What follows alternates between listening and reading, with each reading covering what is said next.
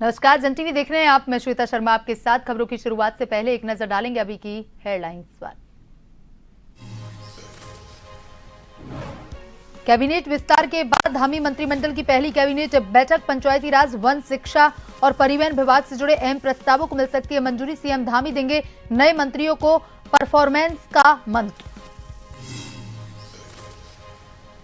चारधाम यात्रा तैयारियों पर सीएम धामी के अधिकारियों को सख्त निर्देश। सड़कों के सुदृढ़ीकरण और सुरक्षा व्यवस्था पर विशेष फोकस। 19 अप्रैल से होगा शुभारंभ।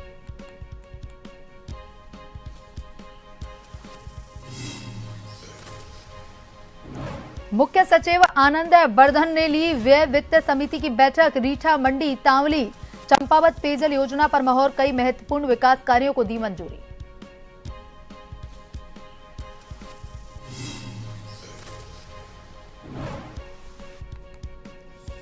महिला कॉलेज के लिए जमीन पर 50% छूट मामले में हाईकोर्ट सख्त। उच्च शिक्षा सचिव को 8 हफ्ते में प्रस्तावों पर फैसला लेने के निर्देश। पहले से लागू नियम पर राज्य में बनी है असमंजस की स्थिति। सरकार के 4 साल पूरे होने पर बहुउद्देशीय शिविरों का आयोजन। एक ही स्थान पर लोगों को मिली कई सरकारी सेवाएं। जन कल्याणकारी योजनाओं को घर घर पहुंचाने का अभियान।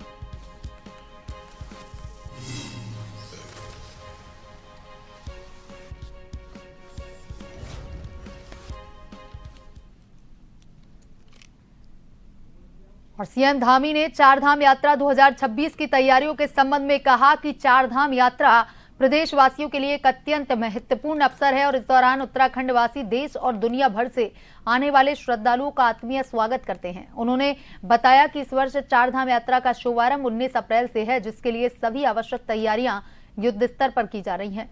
मुख्यमंत्री ने कहा कि यात्रा को सुचारू, सुरक्षित, व्यवस्थित बनाने के लिए सड़कों के सुदृढ़ीकरण, अवस्थापना, सुविधाओं के विकास, दर्शन व्यवस्था, सुरक्षा प्रबंधन, परिवहन व्यवस्थाओं पर विशेष ध्यान दिया जा रहा है। उन्होंने अधिकारियों को निर्देश दिया है कि यात्रा मार्गों पर सभी मूलभूत सुविधाएं जैसे कि पेयजल, शौचालय, स्वास्थ्य सेवाएं और यातायात प्रबंधन सुनिश्चित किए जाएं। मुख्यमंत्री ने कहा कि राज्य सरकार के समन्वित प्रयासों से चारधाम यात्रा 2026 को और अधिक सुव्यवस्थित, सुरक्षित एवं श्रद्धालु अनुकूल बनाया जाएगा।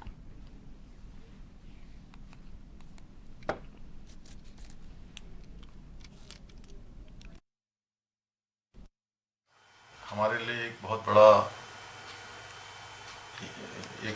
बड़ा अवसर होता है, जिसमें हमारे राज्य के लोग पूरे देश और दुनिया से आने वाले श्रद्धालुओं का, तीर्थयात्रियों का स्वागत करते हैं, उनकी व्यवस्थाएं करते हैं। और इस वर्ष 19 अप्रैल से जो चारधाम यात्रा प्रारंभ हो रही है, उसके निमित्त सभी तैयारियां लगातार 2025 की यात्रा के संपन्न होते ही हमने प्रारंभ कर दी थी। अब सड़कों पर भी विशेष ध्यान दे रहे हैं, अन्य अवस्थापना सुविधाएं अच्छी हों, आवास अच्छा हो, सुरक्षा की व्यवस्था अच्छी हो, इसके साथ साथ दर्शन की व्यवस्था अच्छी हो, परिवहन अच्छा हो, उन सभी पर विशेष ध्यान कर रहे हैं। और पिछले वर्ष हमारी यात्रा लगभग 1.5 महीने से भी ज़्यादा समय तक बाधित हुई थी, काफ़ी आपदा आई थी, और उसके बावजूद भी 51 लाख से ज़्यादा श्रद्धालुओं ने चारों धामों के दर्शन किए थे। राज्यपाल लेफ्टिनेंट जनरल गुरमीत सिंह ने लोक भवन में राष्ट्रीय स्वास्थ्य मिशन उत्तराखंड द्वारा विश्व टीबी दिवस के अवसर पर 100 दिन सघन टीबी उन्मूलन अभियान का शुभारंभ किया। इस अभियान के अंतर्गत उन्होंने मोबाइल वैन को भी फ्लैग ऑफ किया और इस अवसर पर राज्यपाल ने टीबी रोगियों को गोद लेकर नियमित निगरानी एवं मानसिक संबल प्रदान करने वाले निक्षय मित्रों को सम्मानित किया। कार्यक्रम में राज्यपाल ने टीबी उन्मूलन की दिशा में उत्कृष्ट कार्य करने वाले जनपद देहरादून, उधम सिंह नगर, पिथौरागढ़ को सम्मानित किया। टीबी से स्वस्थ हुए टीबी चैंपियनों को भी सम्मानित किया गया। राज्यपाल ने टीबी मुक्त भारत अभियान को जन आंदोलन के रूप में आगे बढ़ाने का आह्वान करते हुए कहा कि टीबी उन्मूलन केवल सरकारी प्रयासों से संभव नहीं है, बल्कि इसके लिए जन भागीदारी और सामूहिक संकल्प आवश्यक है। उन्होंने कहा कि टीबी से स्वस्थ हुए लोग असली योद्धा हैं और समाज के लिए प्रेरणा बन सकते हैं।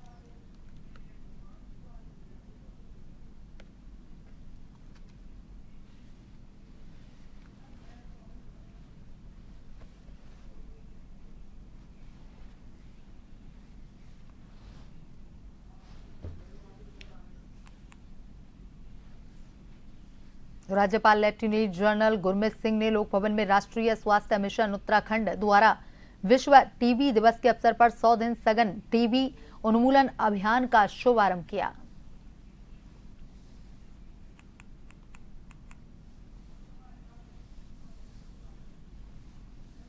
वैन को हरी झंडी दिखाकर के रवाना किया।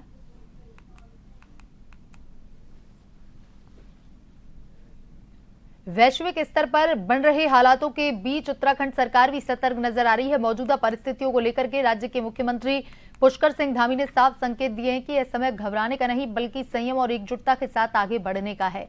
मुख्यमंत्री ने कहा कि देश के प्रधानमंत्री नरेंद्र मोदी पहले ही संसद और अन्य माध्यमों से स्थिति स्पष्ट कर चुके हैं। उन्होंने इसे एक तरह का वैश्विक संकट बताते हुए कहा कि ऐसी परिस्थितियों में सभी को मिलकर काम करना जरूरी है। धामी ने महामारी के समय का जिक्र करते हुए कहा कि जिस तरह देश और राज्य ने एकजुट होकर के सीमित संसाधनों में भी बेहतर काम किया, उसी तरह इस चुनौती का भी सामना किया जाएगा। उन्होंने भरोसा जताया कि सामूहिक प्रयास और संयम के जरिए इस मुश्किल दौर से भी पार पाया जाएगा।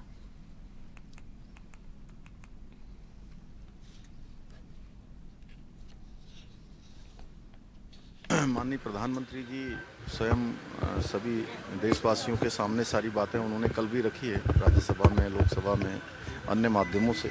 और ऐसे समय में जब ये पूरा एक तरह से वैश्विक संकट है, तो इस समय में जैसे हम लोगों ने महामारी के समय में भी पूरी एकजुटता के साथ जो हमारे पास संसाधन हैं, उन संसाधनों का पूरी तरह से उपयोग करते हुए हमको काम करना है, संयम से मिलजुल कर। और इस घड़ी में भी हम सब लोग इसका सामना करेंगे और इससे भी आगे निकलेंगे। सचिवालय में मुख्य सचिव आनंद वर्धन की अध्यक्षता में व्यय वित्त समिति की बैठक आयोजित हुई, जिसमें कई महत्वपूर्ण विकास कार्यों को मंजूरी दी गई। बैठक के दौरान मुख्य सचिव ने निर्देश दिए कि राजकीय पॉलिटेक्निक नई टिहरी के निर्माण में छात्र छात्राओं के लिए हॉस्टल सुविधा भी अनिवार्य रूप से जोड़ी जाए। साथ ही उन्होंने सभी विभागों को निर्देशित किया कि किसी भी निर्माण कार्य से पहले साइट सिलेक्शन कमेटी की रिपोर्ट लगाना अनिवार्य होगा, ताकि सही स्थान का चयन सुनिश्चित किया जा सके। समिति ने कई महत्वपूर्ण योजनाओं को स्वीकृति दी, जिनमें रीठा मंडी पेयजल योजना, तांवली चंपावत बहुग्राम पेयजल योजना, मसूरी के क्यार खुली में मल्टी लेवल पार्किंग और बासुकेदार में तहसील भवन निर्माण शामिल हैं। इसके अलावा रामनगर बस पोर्ट के अतिरिक्त कार्य, सोनप्रयाग से केदारनाथ धाम तक विद्युत लाइन से जुड़े अतिरिक्त कार्यों को भी मंजूरी दी गई। बैठक में विकास कार्यों की गुणवत्ता, समयबद्धता पर विशेष जोर दिया गया।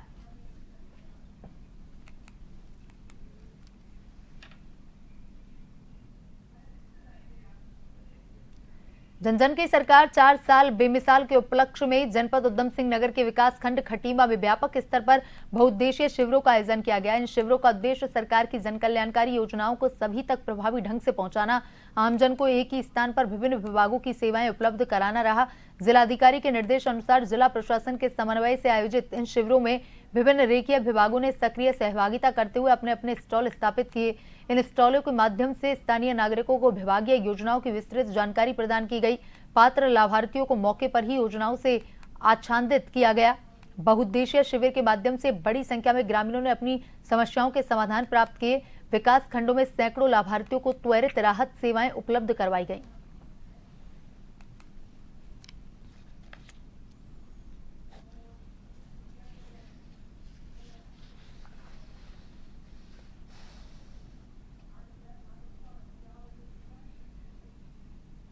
सरकार 4 वर्ष पूर्ण हो गए हैं, इसके उपलक्ष्य में आज हमारे जिलाधिकारी महोदय की अध्यक्षता में आज ब्लॉक में कार्यक्रम हुआ है।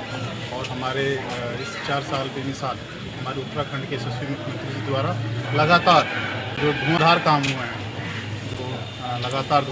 हुए हैं, पूरे प्रदेश में और सड़कों का पूरा जाल बिछा है। स्वास्थ्य संबंधित जो है यहाँ का स्वास्थ्य संबंधित जो चीज़ें व्यवस्थित हुई हैं। और यहाँ पर हमारे इस खटीमा में एक हाईटेक रोडवेज का शुभारंभ हुआ है। और हमारे केंद्रीय विद्यालय, हमारे यहाँ चक्रपुर मिनी स्टेडियम, खटीमा से मेलाघाट के लिए हॉटमिक्स रोड का निर्माण कार्य हुआ है। और हमारे बहुत जो रोड का बहुत ही जर्जर स्थिति में था, हमारे मुख्यमंत्री जी ने उसको संज्ञान भी लिया। जनजन की सरकार 4 साल बेमिसाल के उपलक्ष्य में जनपद चंपावत के चारों विकासखंड चंपावत, लोहाघाट, बाराकोट एवं पाटी में व्यापक स्तर पर बहुउद्देशीय शिविरों का आयोजन किया गया। इन शिविरों का उद्देश्य सरकार की जन कल्याणकारी योजनाओं को सभी तक प्रभावी ढंग से पहुंचाना, आमजन को एक ही स्थान पर विभिन्न विभागों की सेवाएं उपलब्ध करवाना रहा। जिलाधिकारी मनीष कुमार के निर्देश अनुसार जिला प्रशासन के समन्वय से आयोजित इन शिविरों में विभिन्न रेखीय विभागों ने सक्रिय सहभागिता करते हुए अपने अपने स्टॉल स्थापित किए। इन स्टॉलों के माध्यम से स्थानीय नागरिकों को विभागीय योजनाओं की विस्तृत जानकारी प्रदान की गई तथा पात्र लाभार्थियों को मौके पर ही योजनाओं से आच्छादित किया गया। शिविरों में चिकित्सा, वन विभाग, महिला बाल विकास, सहकारिता, दुग्ध विकास, कृषि, उद्यान, पशुपालन सहित अन्य प्रमुख विभागों द्वारा जनसेवा से जुड़े कार्यों का प्रभावी क्रियान्वयन किया गया।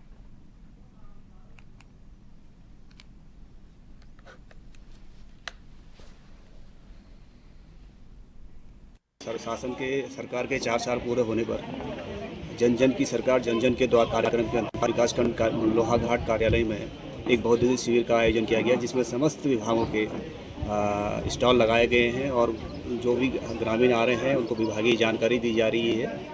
और इसमें आज मुख्यतः स्वास्थ्य शिविर का भी आयोजन था, जिसमें हमारे स्वास्थ्य विभाग के होम्योपैथिक, एलोपैथिक और आयुर्वेद के भी आए हैं, तो उसमें लोग जनता फायदा उठा रही है, अपने स्वास्थ्य का चेकअप भी कर रही है। वक्त चलाए छोटे से ब्रेक का। ब्रेक के बाद वापस खबरों की तरफ रुख करेंगे।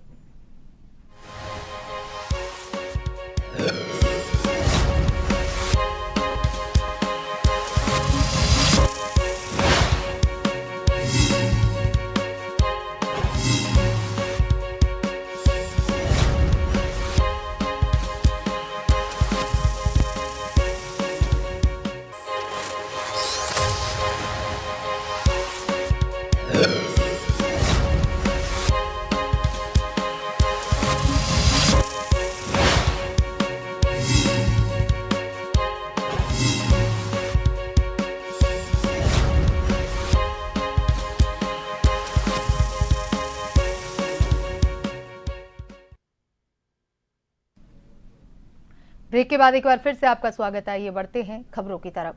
महिला कॉलेज खोलने के लिए भूमि पर मिलने वाली 50% छूट के मामले में उत्तराखंड हाईकोर्ट ने अहम निर्देश दिए। हाईकोर्ट ने इस मामले में दायर जनहित याचिका को निस्तारित करते हुए उच्च शिक्षा सचिव को निर्देश दिया है कि इस संबंध में पहले भेजे गए प्रस्तावों पर 8 सप्ताह के भीतर निर्णय लिया जाए। मुख्य न्यायाधीश मनोज कुमार गुप्ता, न्यायमूर्ति सुभाष उपाध्याय की खंडपीठ के समक्ष सुनवाई के दौरान याचिकाकर्ता ने कहा कि महिला कॉलेज खोलने के लिए जमीन पर मिलने वाली 50% छूट नहीं मिलने से नए कॉलेज खोलने में दिक्कत आ रही है। याचिका में बताया गया कि यह नियम पहले से लागू था और उत्तर प्रदेश में आज भी लागू है, लेकिन उत्तराखंड में इस पर स्पष्ट निर्णय नहीं होने से असमंजस की स्थिति बनी हुई है। सरकार की ओर से कोर्ट को बताया गया कि मामला फिलहाल विचाराधीन है और इस पर निर्णय लिया जा रहा है। हाईकोर्ट के निर्देश के बाद अब सभी की नजर सरकार के फैसले पर टिकी है।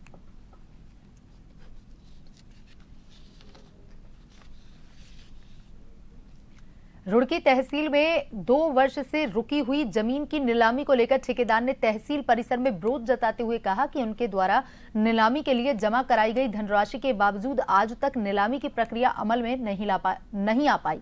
उन्होंने कहा कि प्रशासन को जल्द से जल्द नीलामी करवा देनी चाहिए ताकि उन्हें राहत मिल सके।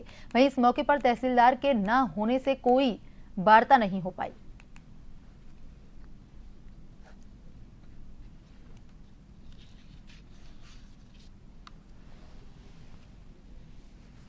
ये है कि हमारा एक केस चल रहा है, इसमें आरसी जारी हो रखी थी गुरमुखगिरी के नाम से 30,56,605 रुपए की, और जो अभी तक के नीलाम और वसूल नहीं किए गए और 3 बार से टाइम दे दिया गया और 2 बार अखबार में निकाल लिया गया। आज इसमें नीलामी की डेट थी 24/3/2026 की 30,56,605 रुपए की, जो आज भी स्थगित की गई है, वसूली नहीं की जा रही है और कोई स्टे नहीं है, कोई ऐसा कोई वो नहीं है पेपर की जिससे वो रोक दी जाए। और यहाँ ये सब लोग नीलामी में आए भाग लेने के लिए। आपने अधिकारी से बात करी? कोई बात ही नहीं हो पा रही और तो ये कह रहे कि अभी रोक दी जाएगी। मामला था जो ये आज भी बिना लिखित के रोका जा रहा है गुरमुखगिरी के नाम से। ये बताया है इसका 30,56,605 ये आज भी फिक्स डेट निकाल रखी थी एक बार में, ये आज भी रोक रहे हैं बिना उसके लिखित के, कह रहे कि आज भी नहीं होने की। आप कितने लोग आए थे? हमें 7-8 लोग आ रखे हैं। क्या मांग है आपकी? ये मांग है कि ये रिकवरी पूरी करी जाए। उत्तराखंड हाईकोर्ट ने MBBS पाठ्यक्रम से सीट सरेंडर करने और फीस वापसी की मांग वाली याचिका को निस्तारित करते हुए याची को वैकल्पिक वैधानिक उपाय अपनाने की अनुमति दी है। मुख्य न्यायाधीश मनोज कुमार गुप्ता एवं न्यायमूर्ति सुभाष उपाध्याय की खंडपीठ के समक्ष मामले की सुनवाई हुई। याचिका में अतुल सिंह ने प्रार्थना की थी कि संबंधित संस्थान प्रतिवादी संख्या 2 को निर्देश दिया जाता है कि वह उसकी MBBS सीट के सरेंडर को स्वीकार करते हुए निर्धारित समय अवधि में फीस लौटाए। याचिका का कहना था कि वह लंबे समय से गंभीर स्वास्थ्य समस्याओं से जूझ रहा है और वर्तमान में देहरादून स्थित मैक्स अस्पताल में उपचाररत है और इसी कारण उसने अपनी MBBS सीट सरेंडर करने का निर्णय लिया, लेकिन अब तक फीस वापस नहीं की गई। प्रतिवादी पक्ष की ओर से कहा गया कि अक्टूबर 2018 की UGC अधिसूचना के अनुसार प्रवेश की अंतिम तिथि के 30 दिन बाद फीस वापसी का प्रावधान नहीं है। याची ने निर्धारित समय सीमा समाप्त होने के बाद आवेदन किया।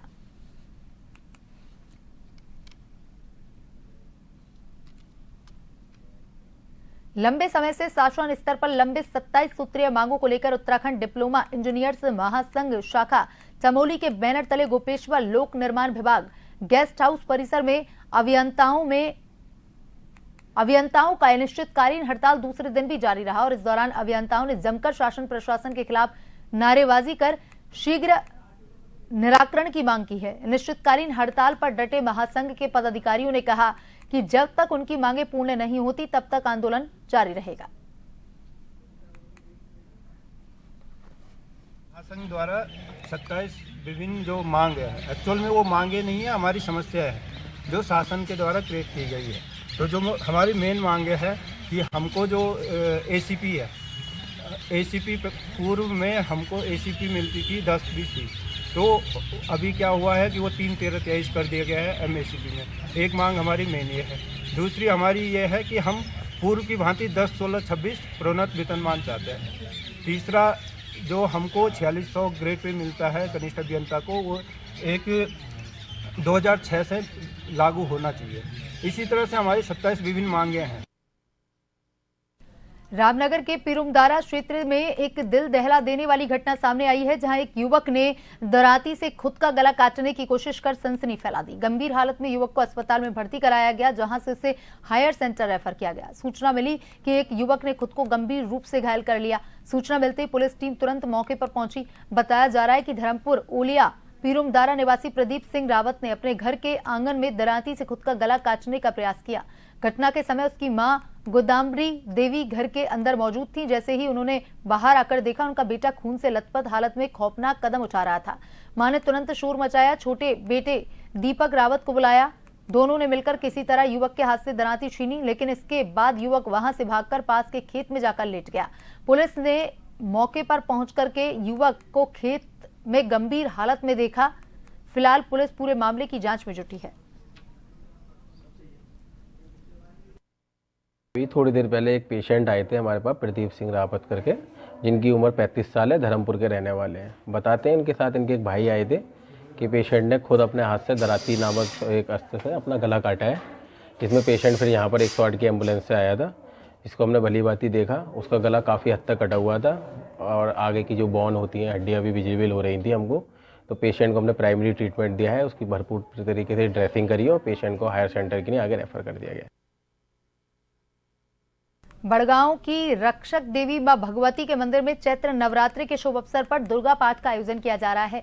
जो दुर्गा पाठ समस्त ग्राम सभा बड़गांव की ओर से मां भगवती के मंदिर में किया जा रहा है और इसी कड़ी में जो भी गांव की बेटियां दूसरे गांव में रहती हैं, यानी कि अपने ससुराल में रहती हैं, जिसे गढ़वाली भाषा में ध्याणी भी कहा जाता है, उन बेटियों को भी यानी कि सभी ध्यानियों को भी इस मां दुर्गा पाठ में निमंत्रण दिया गया है। भारी संख्या में पहुंचकर सभी ध्यानियों ने मां भगवती का दर्शन कर प्रसाद ग्रहण किया। इस उपलक्ष्य में मां भगवती के मंदिर में पहली बार हजारों की तादाद में सभी गांव की दिशा ध्यानी सहित गांव के स्थानीय ग्रामीण मौजूद रहे। बड़ी बात तो यह है कि इस विशाल भंडारे के दौरान गांव के ही नव युवक मंगल दल अध्यक्ष मनीष राणा की टीम ने इस विशाल भंडारे में अपनी काफी भागीदारी निभाई। बुलेटिन में अभी तक के लिए इतना ही। बने रहिए जन टीवी के साथ। नमस्कार।